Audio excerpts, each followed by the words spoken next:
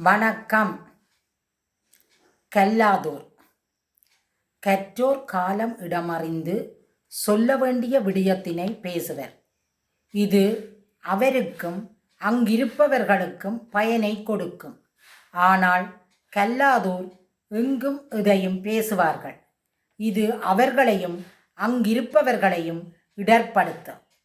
கல்லாதவரும் நனிநல்லார் கற்றார் முன் சொல்லாதிருக்கப் பெறின் என்பது திருவள்ளுவரின் திருக்குறள்.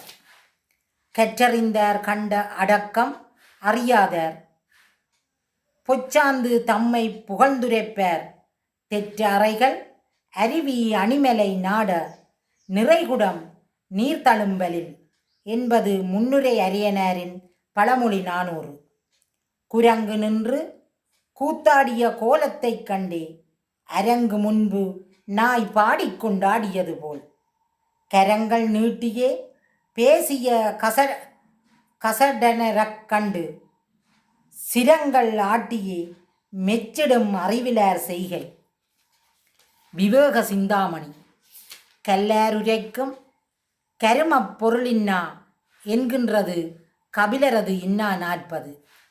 கல்லா ஒருவன் குணநலம் பேசுதல் நெல்லினுள் பிறந்த பதராகுமே என்கின்றது அதிவீரராம பாண்டியனின் வெற்றி வேட்கை.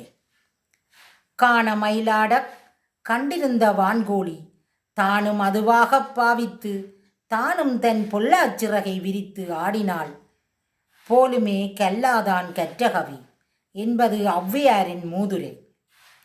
அலகுசால் கற்பின் அறிவு நூல் கல்லாது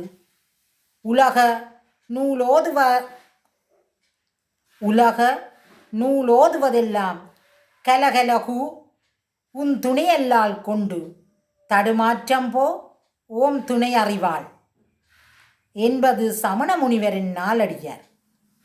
கற்றோர் நிறைந்த அவையிலே கல்லாதோர் அமைதியாக அடக்கமுடன் இருத்தல் நன்று. இவ்வாறு இருப்பின் அவர் நல்லவராகவே கருதப்படுவர்.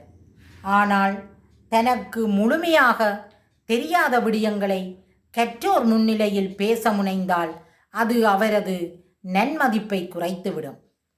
நீர் நிறைந்த குடம் ஆரவாரிக்காது அமைதியாக இருக்கும். இதுபோல் கற்றோர் அடக்கமாக இருப்பர். ஆனால் கல்லாதோர் தம்மை புகழ்ந்து பேசுவார்.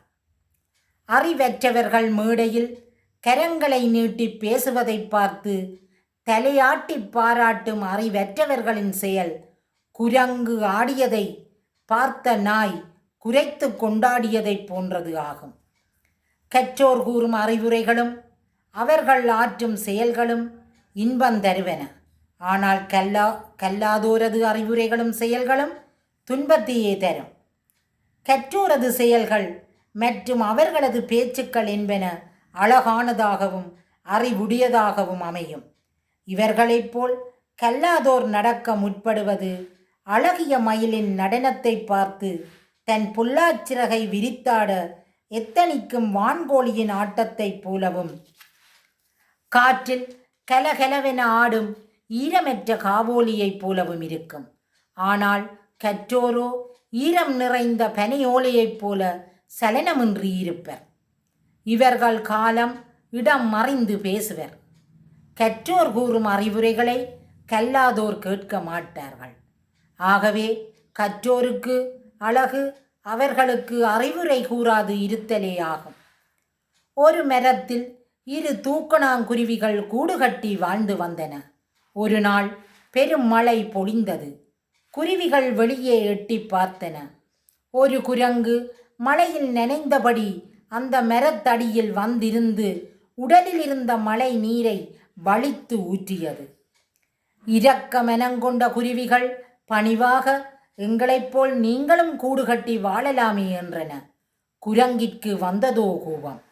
இந்த சின்னஞ்சிறு குருவிகள் எனக்கு புத்தி சொல்வதா என்றபடி மரத்தில் தாவி ஏறி அந்த கூட்டை பித்தறிந்தது. குரங்குக்கு அறிவுரை சொன்ன குருவிகள் துன்பத்துடன் மலையில் பறந்தன.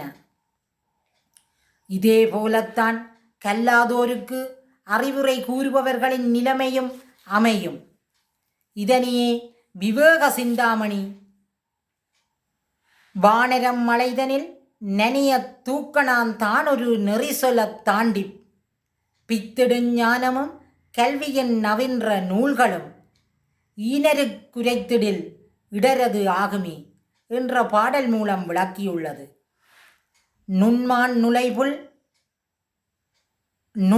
நுழைபுல் மில்லான் எழிநலம் மண்மான் புனை பாவையற்று என்றும் நல்லார் கண்பட்ட வறுமையின் இன்னாதே கல்லார் கண்பட்டதிரு என்றும் கூறப்பட்ட திருக்குறள் ஊடாக மண்ணால் செய்யப்பட்ட அழகிய பொம்மை எதுவித பயன்களையும் தராது.